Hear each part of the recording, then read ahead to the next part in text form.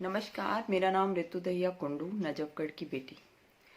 किसान आंदोलन से रिगार्डिंग मैं आप लोगों के साथ कुछ चीजें शेयर करना चाहती हूँ। सबसे पहली बात, ये किसान आंदोलन शुरू होने से पहले किसानों के जितने भी नेता हैं उन सब लोगों को रात को उठाकर जेल में डाल दिया गया था।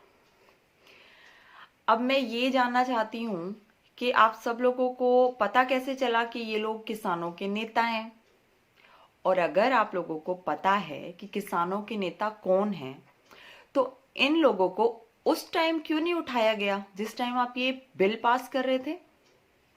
ये बिल पास करने से पहले इन किसानों के नेताओं से क्यों नहीं पूछा गया? तब अकेले में ये बिल पास कैसे हो गया? किसानों के जितने भी नेता हैं वो सब आवाज उठा रहे हैं इस बिल के खिलाफ। इसका मतलब सीधा सीधा ये है कि देश का हर एक किसान इस बिल के खिलाफ है, चाहे कोई इस आंदोलन में पहुंचा हो या ना पहुंचा हो, क्योंकि उन सभी लोगों के समर्थन से ही किसानों के ये नेता बनाए गए हैं। अब बात आती है इस बिल को मंजूर करने से पहले कोई वोटिंग क्यों नहीं कराई गई, और अगर तब नहीं कराई गई थी तो इतने बड़े आंदोलन के बाद कम से कम ये तो किया जा सकता है कि किसानों के हित में है या अहित में है या जिस भी चीज में है ये आंदोलन, ये बिल, इस बिल की मंजूरी के लिए किसानों की वोटिंग कराई जाए। उन वोटों के आधार पर ये चीज प्रूव हो कि ये बिल कितने किसान मंजूर करना चाहते हैं और कितने किसान मंजूर नहीं करना चाहते हैं। तो मेरे ख्याल से उस चीज में ये पता चल जाएगा कि कितने किसान इस बिल के फेवर में हैं। जो लोग वहां पहुंच रहे हैं वो भी, और जो लोग वहां नहीं पहुंच पा रहे हैं वो भी अपनी बात रख सकते हैं अपनी वोट के जरिए, और वो वोट बैलेट पेपर से होनी चाहिए। मैं किसी सरकार के ना तो साथ बोल रही हूं ना ही किसी के खिलाफ बोल रही हूं। जब इस सरकार ने धारा 370 हटाई तब कोई प्रदर्शन नहीं किया गया। जब इस सरकार ने राम मंदिर बनाने की बात की तब कोई प्रदर्शन नहीं किया गया।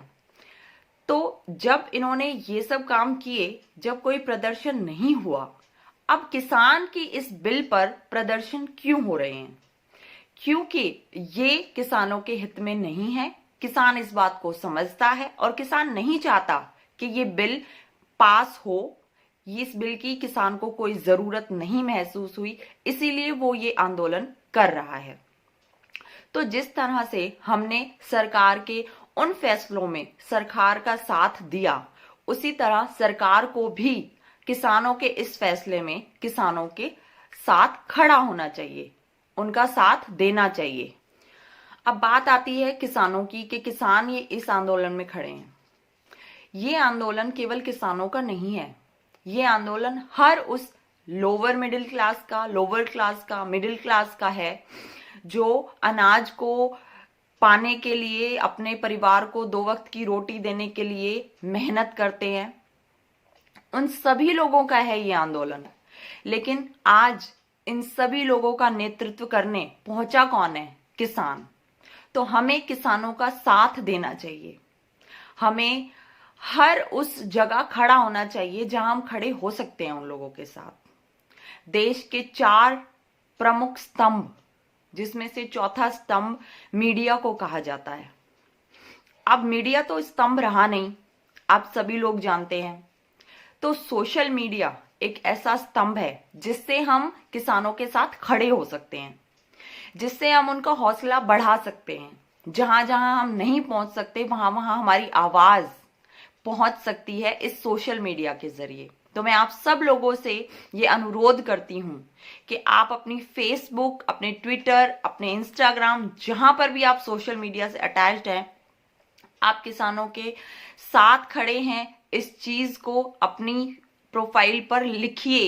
ये बहुत जरूरी है। कम से कम ये तो कर ही सकते हैं ना, अगर हम उस आंदोलन का हिस्सा नहीं बन सकते हैं। पेट्रोल के दाम बढ़े और हम बैठकर देखते रहे, कुछ नहीं कर पाए। डीजल के दाम बढ़े और हम बैठकर देखते रहे, कुछ नहीं कर पाए। ऐसी बहुत सारी चीजें हुई जो हम बैठकर देखते रहे और कुछ नहीं कर पाए। लेकिन आज जब वो अनाज उसके दाम बढ़ने जा रहे हैं तो हमारे किसान भाई खड़े हैं, नेतृत्व कर रहे हैं हम सबका, तो हमें उनके साथ खड़ा होना चाहिए। नहीं तो आज 10 रुपए की जो चीज है कल जब 400 रुपए में हमें मिलेगी ना, तब हमें समझ में आएगा मरेगा कौन, मिडिल क्लास, लोअर क्लास। बड़े लोगों को कोई फर्क नहीं पड़ेगा, इससे हमें फर्क पड़ेगा। जिस दिन हमें सिर्फ गेहूं का आटा खरीदने के लिए अपने गहने गिरवी रखने पड़ेंगे और बेचने पड़ेंगे ना, उस दिन हमें इस आंदोलन की अहमियत समझ आएगी, उस दिन हमें इस आंदोलन की हकीकत समझ में आएगी। इसीलिए मैं आप सब लोगों से ये रिक्वेस्ट करती हूं कि आप सब लोग किसानों के साथ खड़े रहें, उनका साथ दें